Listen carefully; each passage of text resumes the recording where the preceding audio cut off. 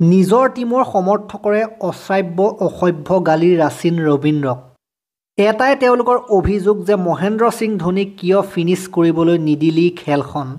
কি কাৰণে ধোনীক ষ্ট্ৰাইক নিদিলি শেষৰ সময়ত, কি কাৰণে ধোনীক ৰান কৰিবলৈ নিদিলি, সেইটোকে লৈ বৰ্তমান সময়ত ছ'চিয়েল মিডিয়াত বহুত বেয়া বেয়া মন্তব্য কৰিছে ৰাচিন ৰবীন্দ্ৰৰ কমেণ্ট ছেকশ্যনত। সঁচাকৈ খেলখন ফিনিচিং কৰি ভুল কৰিলে নেকি ৰাচিন ৰবীন্দ্ৰই। মুম্বাই ইণ্ডিয়ানছৰ বিৰুদ্ধে গুৰুত্বপূৰ্ণ মেটছখনত ৰাচিন ৰবীন্দ্ৰই প্ৰথমৰ পৰা শেষলৈকে থাকি খেলখন ফিনিচিং দি উভতি যায় আৰু খেলখন জয়ী কৰাই উভতি যায়, যিটোক লৈ CSK সমৰ্থকসকল সুখী হ'ব লাগিছিল। কিন্তু তেওঁলোকৰে একাংশ সমৰ্থক এইটোক লৈ যথেষ্ট খঙাল হোৱা দেখিবলৈ পোৱা যায়। ইয়াৰ কাৰণ কি? ইয়াৰ কাৰণ এটাই আছিল যে মহেন্দ্ৰ সিং ধোনীক ফিনিচিঙৰ ৰানকেইটা কৰিবলৈ নিদিলে ৰাচিন ৰবীন্দ্ৰই, তেওঁক ষ্ট্ৰাইক নিদিলে।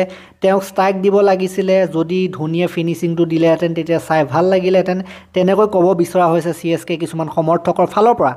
আৰু তাৰ পাছৰে পৰা বিভিন্ন ধৰণৰ গালিৰে ভৰি পৰিছে ৰাচিন ৰবীন্দ্ৰৰ যিটো ইনষ্টাগ্ৰাম হেণ্ডেল। ইনষ্টাগ্ৰামৰ যদি আপোনালোকে পষ্টসমূহ চায়, তাত আপোনালোকে চাব নোৱাৰা অৱস্থা।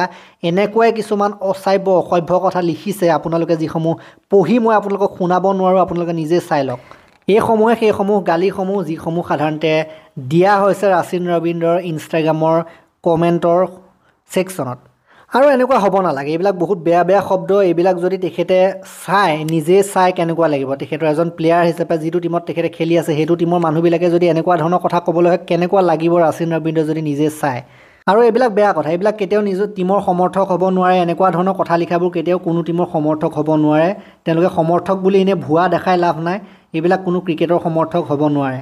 যি কি নহওক, ৰাচিন ৰবীন্দ্ৰ ক্ৰিকেটৰ ডাঙৰ তাৰকা, আজিও আছে আৰু আগলৈও ডাঙৰ তাৰকা হৈ থাকিব। সেয়া লাগিলে নিউজিলেণ্ডৰ টীমেই হওক বা CSK টীমেই নহওক কিয়, তেখেত সদায় নিজৰ চাপ এৰি যাব ক্ৰিকেট বিশ্বত।